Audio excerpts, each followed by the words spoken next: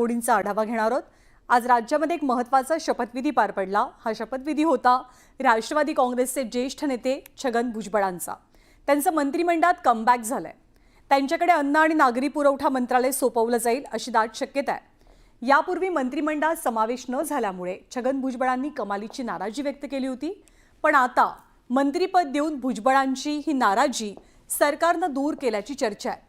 भुजबळांचा मंत्रिमंडळात समावेश झाल्यानंतर त्यांच्या समर्थकांनी अर्थातच जल्लोष केला। छगन भुजबळांचं मंत्रिमंडळात कमबॅक।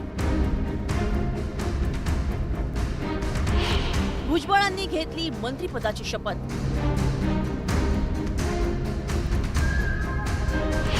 भुजबळांच्या समर्थकांचा जल्लोष।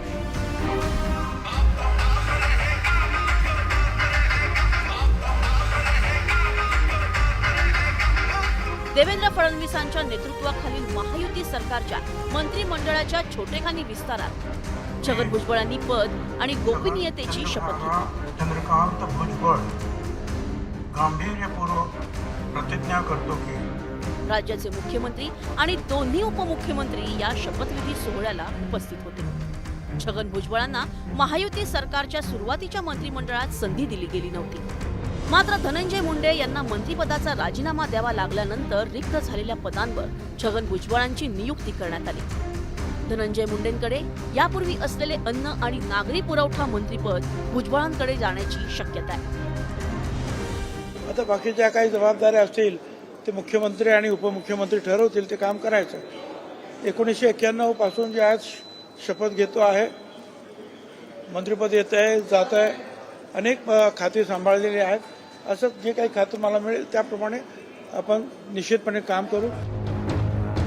छगन भुजबळ हे मंत्रिमंडळात आल्यानं त्यांचा फायदा होईल असा विश्वास सत्ताधारी पक्षाच्या नेत्यांनी व्यक्त केलाय। मंत्रिपदाची शपथ घेतल्यानंतर भुजबळांनी पक्षाचे राष्ट्रीय अध्यक्ष अजित पवारांचीही भेट घेतली। छगन भुजबळ एक ज्येष्ठ नेते आहेत।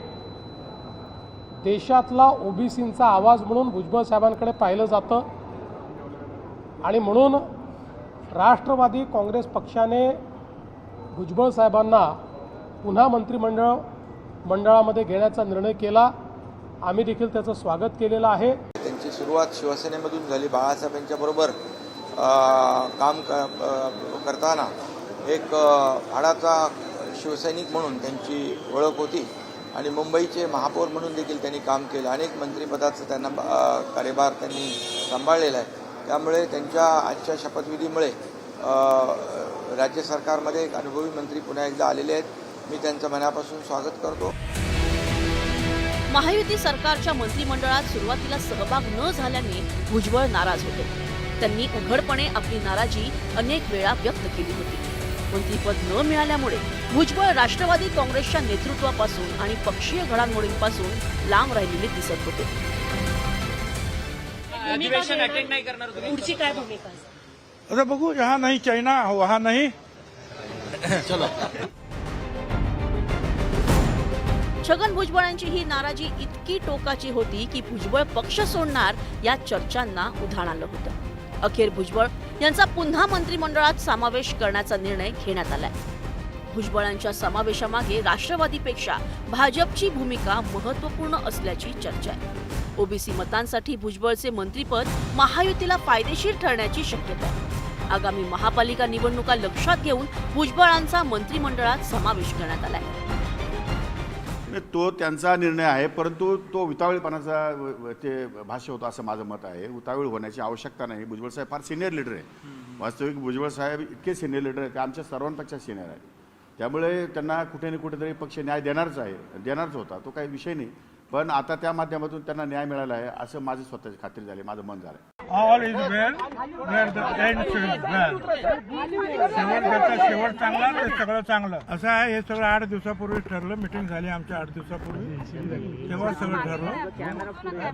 आणि मग जे आहे अगोदर सोमवारी परंतु मंगळवारी मंत्री वगैरे असतात म्हणून मंगळवारीचं ठरलं।